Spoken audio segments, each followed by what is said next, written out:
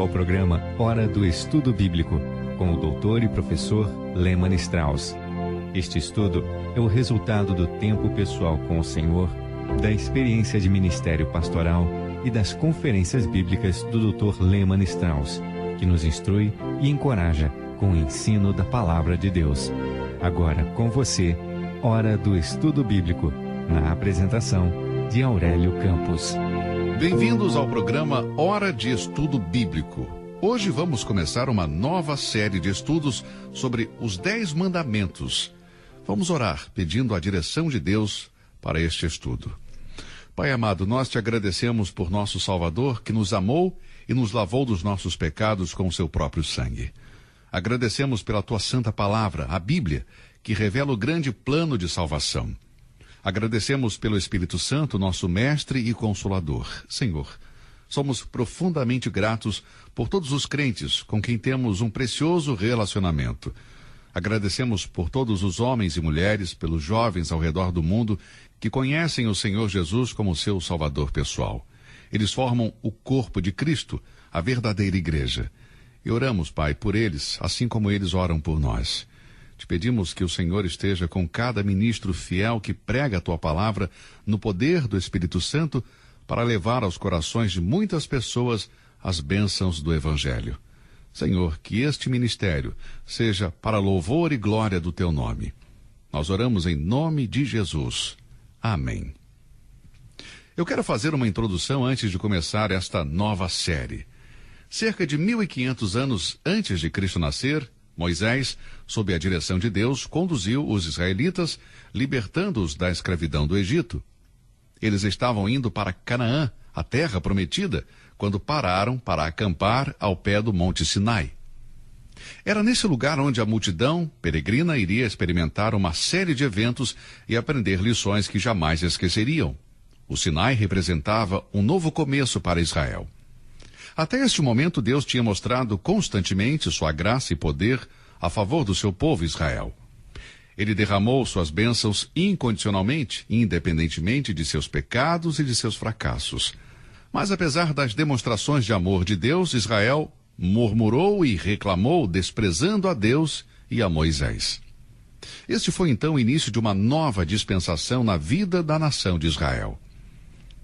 Deus chamou Moisés para a montanha e lhe deu a lei. Este, certamente, foi um dos principais eventos da história da humanidade. Na lei estavam incluídos os 10 mandamentos, às vezes chamada de Lei de Moisés. Talvez nenhuma outra parte das Escrituras tenha sido objeto de tantos mal-entendidos e alvo de tantas críticas como os 10 mandamentos.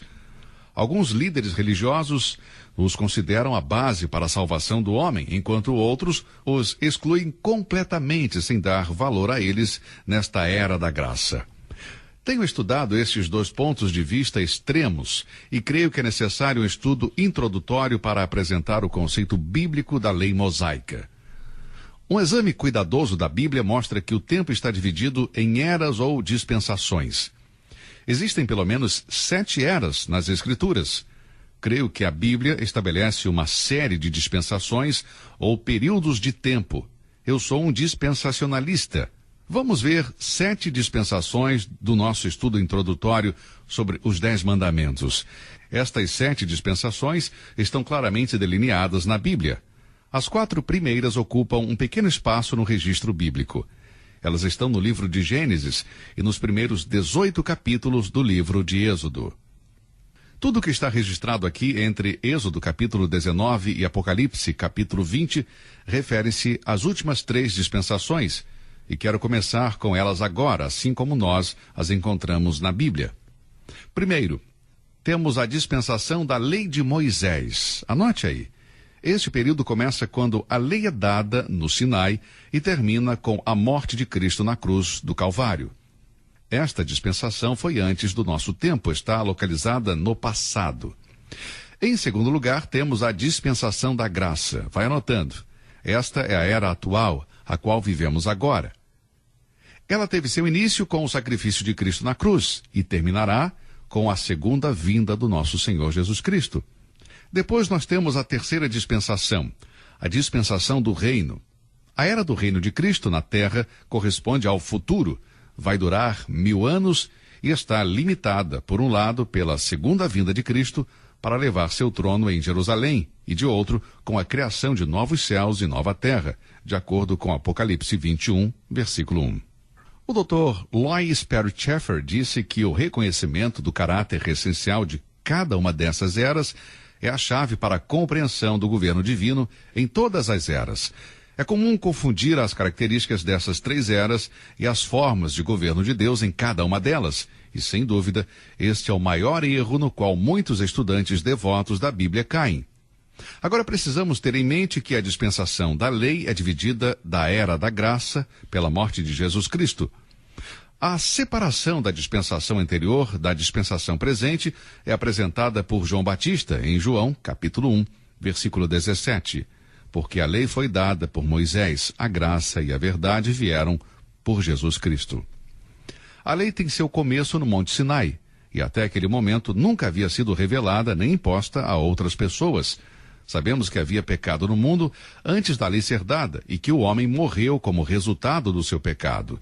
Em Romanos 5, versículos 13 e 14 diz: porque até a lei estava o pecado no mundo, mas o pecado não é imputado, não havendo lei.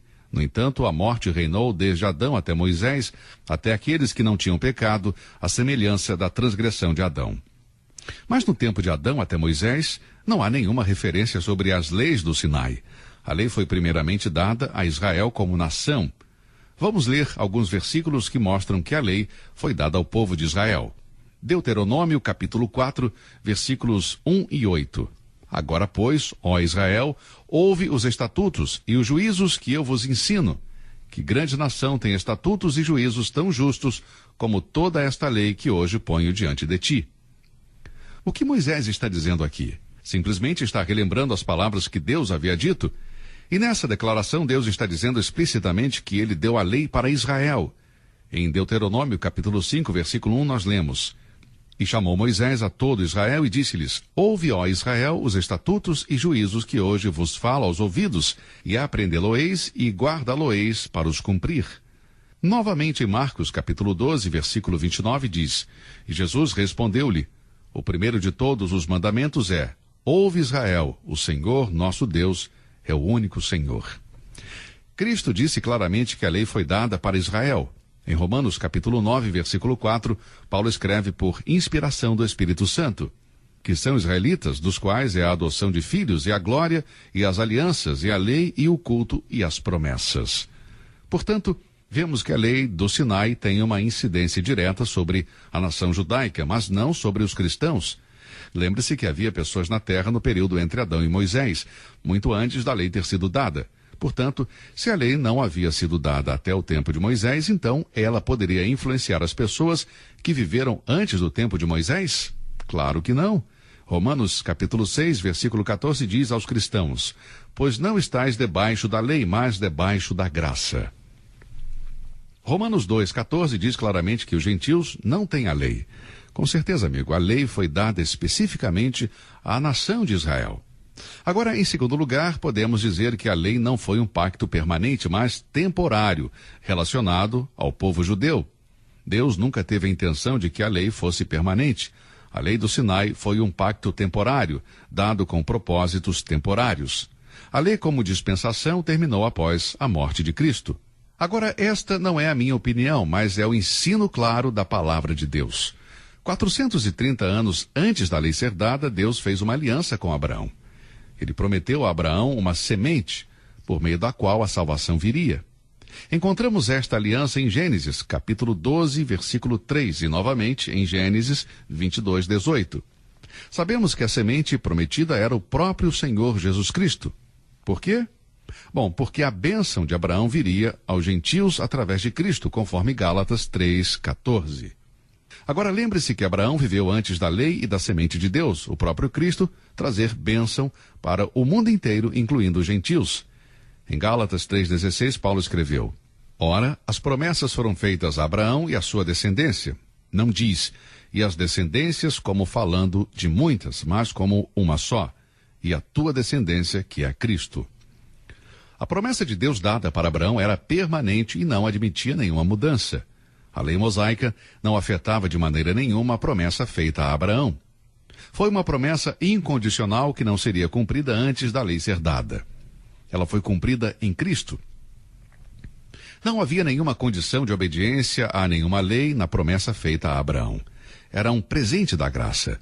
Deus disse a Abraão que iria fazer algo por ele e pelas nações gentílicas através dele. E não havia condição nenhuma para isso. Quando a lei foi dada, foi acrescentado: até que viesse a posteridade a quem a promessa tinha sido feita. Gálatas 3:19. A lei nunca fez parte da promessa original feita a Abraão. Paulo disse que a lei foi adicionada e não invalida a aliança da graça de Deus feita a Abraão. Agora que Cristo já veio, a lei foi suprimida, pois não é possível que ambas coexistam. Você não pode ter a graça coexistindo com a lei e agindo sobre as pessoas ao mesmo tempo. Na presente era, a lei não é aplicada, nem como fundamento da salvação, nem como norma para a vida cristã. A salvação da alma e a segurança está agora centrada na pessoa de Cristo. Cristo é o único objeto da fé do homem. Paulo disse em Gálatas, capítulo 3, versículos 23 a 25, mas antes que a fé viesse, estávamos guardados debaixo da lei e encerrados para aquela fé que se havia de manifestar, de maneira que a lei nos serviu de aio para nos conduzir a Cristo, para que pela fé fôssemos justificados. Mas depois que veio a fé, já não estamos debaixo de aio. Paulo estava simplesmente dizendo que agora que Cristo veio, não estamos debaixo da lei. Em 2 Coríntios 3:7, Paulo diz que a lei foi gravado com letras em pedras, a qual era transitória. O cristão filho de Deus, o verdadeiro crente, é uma pessoa que nasce do Espírito e não da lei. João 3,16. 2 Coríntios 3,6 diz: a letra mata e o Espírito vivifica. A lei cumpriu um ministério de morte e condenação, enquanto o Espírito de vida e de justiça. Em Romanos 8,2 lemos: porque a lei do Espírito de vida em Cristo Jesus me livrou da lei do pecado e da morte.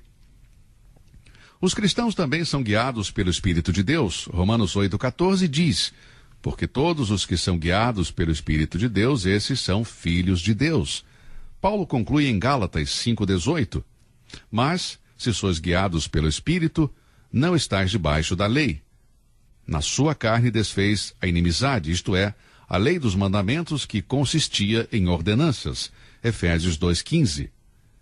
Quando Cristo exclamou na cruz: está consumado, ele completou a nossa salvação. Havendo riscado a cédula que era contra nós nas suas ordenanças, a qual de alguma maneira nos era contrária, e atirou do meio de nós, cravando-a na cruz. Colossenses 2,14. Todas estas são verdades muito importantes, e as pessoas precisam ver que a lei é uma parte da palavra de Deus que permanecerá para sempre. Mas nem tudo que Deus escreveu na Bíblia é para todas as pessoas em todos os momentos. Agora vamos ver um outro ponto de grande importância. Por favor, grave bem isso aí na sua mente, meu querido amigo. A lei não pode ser obedecida por nenhum homem. Mais uma vez, a lei não pode ser obedecida por nenhum homem.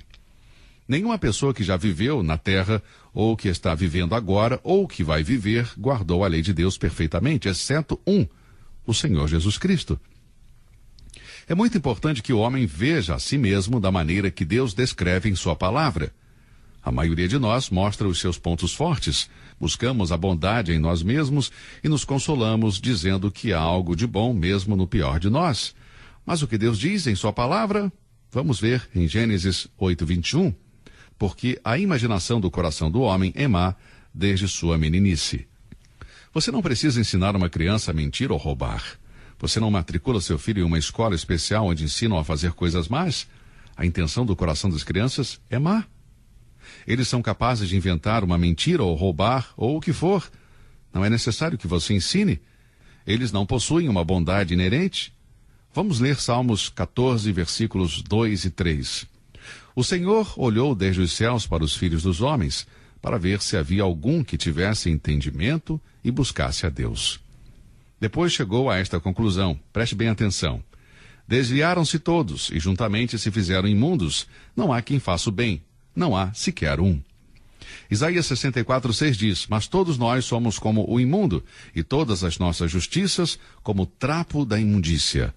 Romanos 3:11: não há ninguém que entenda, não há ninguém que busque a Deus. Romanos 3:12: não há quem faça o bem, não há nenhum só. Romanos 3:23: porque todos pecaram e carecem da glória de Deus. 1 João 1:8: se dissermos que não temos pecado, enganamo-nos a nós mesmos e não há verdade em nós. É assim que Deus vê o coração do homem. Sabemos que o Senhor é santo e odeia o pecado e, portanto, sua santidade e os seus juízos exigem que o pecado seja punido. Mas como escapar da condenação do Deus Todo-Poderoso? É o grande problema que o pecador enfrenta. Sabemos que tudo o que o homem semear, isso também ceifará, de acordo com Gálatas 6:7. Como então o homem pode ser justificado por Deus? Certamente não é porque ele guarda a lei, porque nenhum de nós pode obedecer completamente à santa lei de Deus. Eu não estou dizendo que todas as pessoas quebram a lei na mesma proporção. Eu não estou dizendo isso. Tenho certeza que você vai concordar comigo que algumas pessoas estão acima de outros em sua bondade moral. Há pessoas que não são dadas à mentira, há outros que são mentirosos crônicos e você não pode confiar neles. Existem pessoas que estão sempre pensando em roubar, outras pessoas não roubam. Mas não há nenhuma pessoa que tenha guardado a lei de Deus completamente. Deus escreveu em Romanos 8:7, porquanto a inclinação da carne é inimizade contra Deus, pois não é sujeita à lei de Deus, nem em verdade o pode ser. Mesmo que o homem deseja ser subordinado à lei de Deus, ele seria incapaz de fazê-lo. A carne, o estado corrupto do homem, faz com que seja impossível erradicar o pecado. Mesmo quando fazemos o bem, o mal reside em nós. A carne não se sujeita à lei de Deus. Desde que Deus deu as tábuas da lei a Moisés, a incapacidade de obedecê-la é universal. E, meu amigo, você não é diferente do resto da raça humana? Não é melhor do que o resto de nós? Nós somos culpados de violar a lei de Deus em um ponto ou em outro. Devido ao fracasso universal em obedecer à lei, o juízo de Deus vem e a lei se torna uma maldição sobre aqueles que a quebraram. Esse ensinamento é muito difícil para algumas pessoas aceitarem, porque pensam que se fizerem o melhor, isso será o suficiente para Deus. Mas não é assim, não é verdade. Gálatas 3:10 declara: todos aqueles, pois, que são das obras da lei estão debaixo da maldição, porque está escrito: maldito todo aquele que não permanecer em todas as coisas que estão escritas no livro da lei, para fazê-las. Sublinha aí este versículo, Gálatas 3:10. Maldito todo aquele que não permanecer em todas as coisas que estão escritas no livro da lei para fazê-las.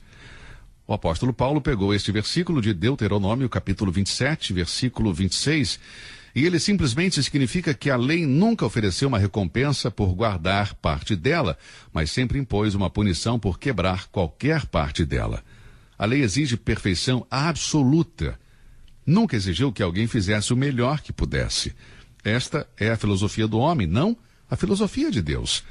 Deus não pensa da mesma forma que nós. Portanto, dizemos, bem, se eu faço o melhor que posso, eu faço o melhor que eu sou capaz de fazer, e Deus certamente me aceitará. Mais uma vez, amigo, a lei exige perfeição absoluta. Não é suficiente fazer o melhor.